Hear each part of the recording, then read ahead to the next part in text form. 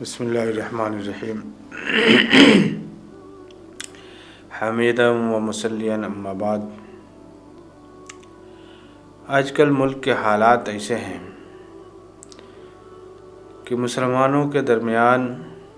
ارتداد کی لہر پھیلتی جا رہی ہے، اور یہ اتنا تیزی سے پھیل رہی ہے کہ امت کے مفکرین بے چین ہو گئے۔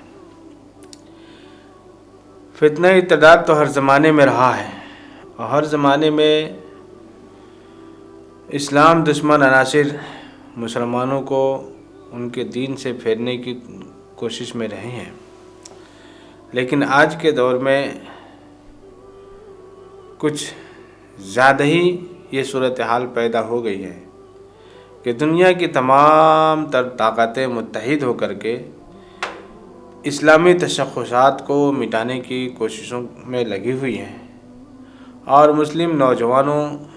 لڑکوں اور لڑکیوں کو دین سے پھیرنے کی کوشش کر رہے ہیں۔ ہر زمانے میں جبکہ دین کو، اسلام کو نقصان پہنچانے کی کوشش کی گئی ہے، اس کو مٹانے کی کوششیں کی گئی ہیں، تو اللہ تبارک و تعالیٰ نے کوئی نہ کوئی ایسا فرد پیدا کیا ہے جس نے اسلامی تشخصات کی حفاظت کی ہے اور اللہ کے بندوں کو اللہ سے جوڑنے کی کوشش کی ہے۔ آج کے زمانے میں جو حالات پیدا ہو رہے ہیں وہ موجودہ دور کے تمام مسلمانوں کی ذمہ داری ہے کہ اس فتنہ کو روکنے کے لیے کوشش کریں، جہاں تک ممکن ہو، جہاں تک وہ کچھ کر سکتے ہوں ان کو کوشش کرنا چاہیے۔ یہ فتنہ ارتداد کیوں پھیل رہا ہے، اس کی کیا وجہ ہے، غور کیا جائے تو چند باتیں سمجھ میں آتی ہیں۔ نمبر ایک تو یہ کہ ہم لوگ مسلم گھرانے میں پیدا ہو گئے، اسلام کو حاصل کرنے کے لیے کوئی کوشش نہیں کی، اسلامی گھرانے میں پیدا ہو گئے، اسلامی نام رکھ دیا گیا، ہمارا تشخص اسلامی ہو گیا، لیکن اس اسلام کو حاصل کرنے کے لیے ہم نے اپنے طور پر کوئی کوشش نہ کی۔ نتیجہ یہ ہے کہ ہمارے بہت سارے ایسے بھائی ہیں جنہیں اسلام کے بارے میں بنیادی معلومات بھی نہیں ہیں، انہیں یہ بھی نہیں معلوم ہے کہ ہمارے اوپر کیا فرائض ہیں اور ہمارے اوپر کیا حقوق ہیں، کن کے حقوق کس طریقے سے ادا کرنے ہیں، یہ معلوم نہیں ہے، اور یہ سمجھتے ہیں کہ ہم نے چلتے پھرتے کچھ دینی کام کر لیے، جمعہ کی نماز پڑھ لی، عید کی نماز پڑھ لی، قربانی کر لیا، رمضان کے روزے رکھ لیے، تو ہم گویا کہ مسلمان ہیں اور اسلامی تشخص ہمارا باقی ہے۔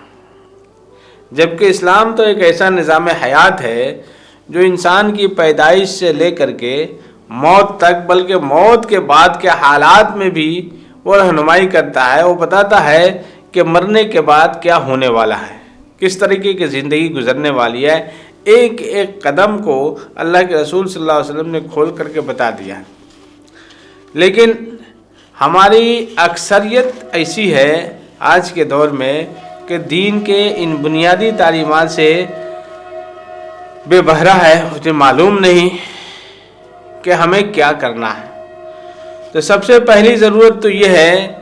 کہ مسلمان اپنے دین کو سمجھنے کی کوشش کریں، ان کا دین ان سے کیا مطالبہ کرتا ہے اور اسلام ان سے کیا چاہتا ہے، اللہ تبارک و تعالیٰ کی کیا مرضی ہے، اس کو جاننا سب سے پہلے ہر مسلمان کے لیے ضروری ہے کہ وہ جانے کہ ہمیں کیا کرنا چاہیے۔ اور جب وہ ان چیزوں کو جان لے گا تو دنیا کے اندر دوسری اقوام ہیں ان کو وہ بتائے گا کہ ہمارا اسلام کیا ہے۔ آج ہمارے پاس جب اسلامی تعلیم نہیں ہے، علم نہیں ہے، اور دوسرے لوگ جو اسلام کے اوپر اعتراضات کرتے ہیں، تو وہ جو اعتراضات کرنے والے ہیں وہ کافی تربیت یافتہ ہوتے ہیں، ان کی باضابطہ ٹریننگ کی جاتی ہے کہ کیسے کیسے سوالات کرنے ہیں، ان سوالات میں لوگوں کو کیسے الجھانا ہے۔ تو ایک عام مسلمان سے جب کوئی سوال کرتا ہے اس کا مقصد کچھ سمجھنا نہیں ہوتا ہے، اس کا مقصد صرف اعتراض کرنا ہوتا ہے، ذہنوں کو الجھانا ہوتا ہے، اور سیدھے سادے عوام کو وہ مسائل معلوم نہیں ہوتے ہیں، ان چیزوں کا علم نہیں ہوتا ہے، تو ظاہر سی بات ہے وہ اس کا صحیح جواب نہیں دے پاتے ہیں، تو خواہ مخواہ ان کی بات ماننی پڑتی ہے۔ تو سب سے پہلی ضرورت یہ ہے کہ ہم دین کو سمجھیں۔ مائیں جو اپنے بچوں کی پرورش کرتی ہیں، ماؤں کی گود کو بچوں کا پہلا مدرسہ کہا گیا ہے، اس لیے سب سے پہلی ضرورت تو یہ ہے کہ مائیں ان دین کی باتوں کو جانیں، بنیادی چیزوں کو جانیں، جن کی وجہ سے وہ اپنے بچوں کی تربیت صحیح ڈھنگ سے کر سکیں۔ اگر وہ خود نہیں جانتی ہیں تو کسی دوسرے سے مدد لے کر کے بچوں کی تربیت اچھے ڈھنگ سے کریں۔ دوسری چیز جو ہے وہ ہمارا تعلیمی نظام ہے۔ ہمارا تعلیمی نظام ایسا ہے، آج کل ہمارے ملک کے تعلیمی نظام کو اگر دیکھیں تو یہ ایسا نظام ہے جس میں دین کا کوئی دخل نہیں۔ خالص اسلامی ادارے جو مدارس کے نام سے جانے جاتے ہیں، ان میں تو دینی تعلیم ہوتی ہے، اور آج جو دین کی کچھ جھلک نظر آ رہی ہے وہ انہی مدارس کا دین ہے، لیکن ان مدارس کے فارغین کی تعداد آٹے میں نمک کے برابر ہے، بالکل معمولی۔ آپ اندازہ کریں ایک گاؤں کے اندر جو آبادی ہے مسلمانوں کی، اس آبادی کے تناسب سے 2% بھی ایسے فارغین کی نہیں ہے جو مدرسے سے پڑھ کے آتے ہیں، تو ظاہر سی بات ہے یہ لوگ اس کمی کو پورا نہیں کر پاتے ہیں جتنی ہمیں ضرورت ہے۔ تو اس لیے یہ مدارس تو اپنے طور پہ کام کر رہے ہیں، لیکن جو دوسرے ادارے جہاں عصری تعلیم ہوتی ہے، ان عصری تعلیم گاہوں میں ہمارے تہذیب و ثقافت کا کوئی حصہ نہیں ہے، جس کا نتیجہ یہ ہوتا ہے کہ بچے ہمارے ایسے اسکولوں میں جاتے ہیں جہاں غیروں کی تہذیب غالب ہے، جہاں مغربی تہذیب غالب ہے، ہندوانہ تہذیب غالب ہے، اور وہیں پر جا کے بچے ہمارے پڑھنے پر مجبور ہو جاتے ہیں اور پڑھتے ہیں۔ ایک تو گھر پر ان کے لیے دینی تعلیم کا کوئی نظام نہیں، جس تعلیم گاہ میں وہ پڑھ رہے ہیں وہاں ان کے دینی تعلیم کا کوئی انتظام نہیں، نتیجہ یہ ہوتا ہے کہ یہ دین سے دور ہوتے چلے جاتے ہیں، اور پھر جب کوئی تربیت یافتہ شخص ان کو دین سے محروم کرنے کی کوشش کرتا ہے تو پھر یہ دین سے دور ہی نہیں بلکہ بددین ہو جاتے ہیں۔ اس لیے پہلی ضرورت یہ ہے کہ ہمارے مسلم قائدین ایسے اداروں کا قیام کرے جن میں عصری تعلیم ہو، اور عصری تعلیم ایسی ہو کہ جو ان کو دنیا میں اعلیٰ مقام دلائے، اور اس کے ساتھ ساتھ دینی تعلیم اور اس کی تربیت کا ایسا انتظام کیا جائے کہ الگ سے ان کو تعلیم دینے کی ضرورت نہ پڑے، بلکہ ان عصری تعلیم کے ساتھ ساتھ ان کو دینی ماحول بھی فراہم کیا جائے، اسلامی ماحول بھی فراہم کیا جائے، تاکہ وہ اپنا ایمانی تشخص برقرار رکھ سکیں۔ تیسری چیز جو ہے یہ مخلوط تعلیم۔ مخلوط تعلیم کا مطلب ملی جلی تعلیم۔ یہ مخلوط تعلیم جو ہے 2 طرح کی ہے، ایک تو یہ ہے کہ لڑکے لڑکیوں کی تعلیم ایک ساتھ، اور دوسرے یہ ہے کہ تمام دوسری قوموں کے ساتھ مل کر کے ایک ساتھ پڑھنا۔ دونوں کے اپنے اپنے اثرات ہیں۔ لڑکے لڑکیاں ایک ساتھ بیٹھ کے پڑھتے ہیں تو ظاہر سی بات ہے جو ہمارے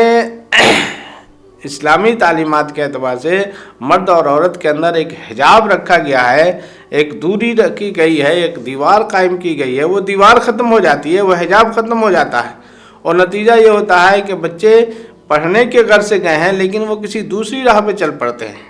اور پھر وہ معاشرے کو بدنام کرتے ہیں، اور جو دوسری قوموں کے ساتھ مل کے پڑھتے ہیں تو ان کی تہذیب و ثقافت کا اثر ان کے ذہن و دماغ پر آتا ہے، اور نتیجہ یہ ہوتا ہے کہ یہ لوگ اپنے دین سے دور ہوتے چلے جا رہے ہیں۔ تو ایسے اداروں کی ضرورت ہے جہاں مخلوط تعلیم نہ ہو، بلکہ خالص دینی ماحول میں الگ الگ لڑکوں کی تعلیم ہو، لڑکیوں کی الگ تعلیم ہو، اور ان کی اصل دین کا جو علم ہے وہ ان کو سکھایا جائے۔ تیسری چیز جو ہے شادی بیاہ کو ہم لوگوں نے اتنا مہنگا کر دیا ہے، اتنا مشکل میں ڈال دیا ہے کہ آج کل شادی کرنا عام لوگوں کی بس کی بات نہیں، بلکہ خاص لوگ جو پیسے والے ہیں، دولت والے ہیں، جو امیر ہیں، وہ بھی پریشان حال ہو جاتے ہیں جب کسی لڑکی کی شادی کرنی ہوتی ہے۔ تو اتنے رسم و رواج ہم نے بنا لیے ہیں کہ ان کو پورا کرنے میں آدمی کی کمر ٹوٹ جاتی ہے۔ تو اس لیے جو اسلام نے ہمیں شادی کے لیے جو آسان طریقہ بتایا ہے، نہایت ہی سہل طریقہ بتایا ہے، اس سہل طریقے کو اختیار کیا جائے، اور دوسری اقوام سے جو ہمارے شادی بیاہ کے اندر بہت ساری چیزیں رسم و رواج کی صورت میں داخل ہو گئی، جن کو پورا کرنا ہم لازمی سمجھتے ہیں اور جن کے اوپر لاکھوں کا صرفہ ہوتا ہے، ان اخراجات سے بچنے کی کوشش کریں اور سادے ماحول میں شادی کرنے کی کوشش کریں۔ جان لیجئے کہ ایسے وقت میں مسلمانوں کے ہر فرد کی ذمہ داری ہے کہ اپنی صلاحیت کو بروئے کار لا کر کے ان خرافات کو مٹانے کی کوشش کرے اور اسلامی تشخص کو بچانے کے لیے، اس کو برقرار رکھنے کے لیے جہاں تک وہ کوشش کر سکتا ہے وہ کرے۔ نہ تو یہ کام کسی ایک فرد سے ہو سکتا ہے اور نہ ایک فرد کے اوپر لازم ہے، پوری قوم کے اوپر لازم ہے، قوم کے ایک فرد کے اوپر لازم ہے کہ وہ آگے آئے اور اسلامی تشخص کو برقرار رکھنے کی کوشش کرے، مسلم بچوں کو، مسلم نوجوانوں کی دین و ایمان کی حفاظت کے لیے کوشش کریں۔ وآخر دعوانا الحمدللہ رب العالمین۔